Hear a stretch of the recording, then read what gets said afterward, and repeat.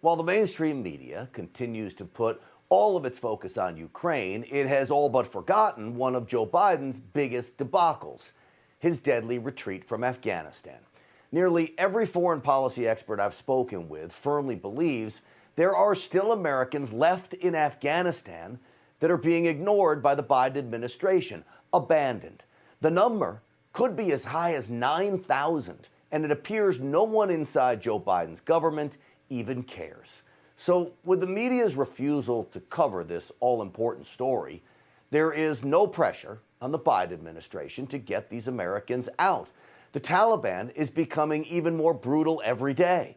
The fear now, those Americans still in Afghanistan may have been captured and at best being held as prisoners, at worst being tortured or even executed.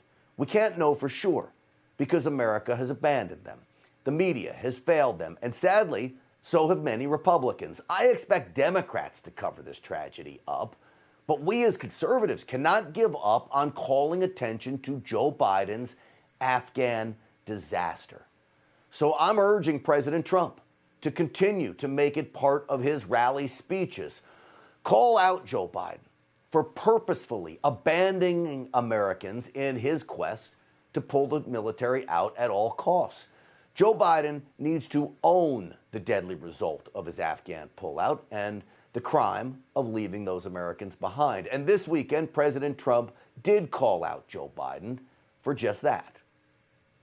We created a great new, beautiful military, and they gave $85 billion of it away to the Taliban. Thank you very much, including 700,000 machine guns, rifles, and guns. The most embarrassing day in the history of our country, I feel.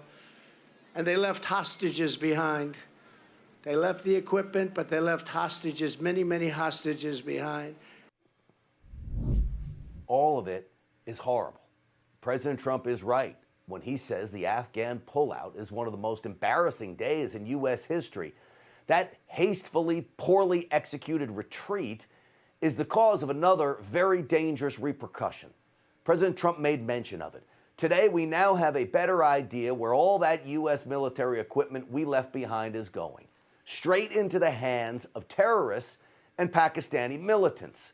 Thanks to the United States and Joe Biden, of course.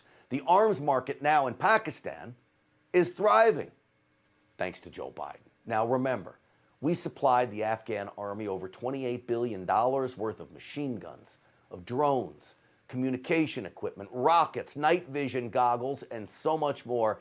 And that is above and beyond the billions of dollars of weapons and equipment our own military left behind in its haste to exit Afghanistan.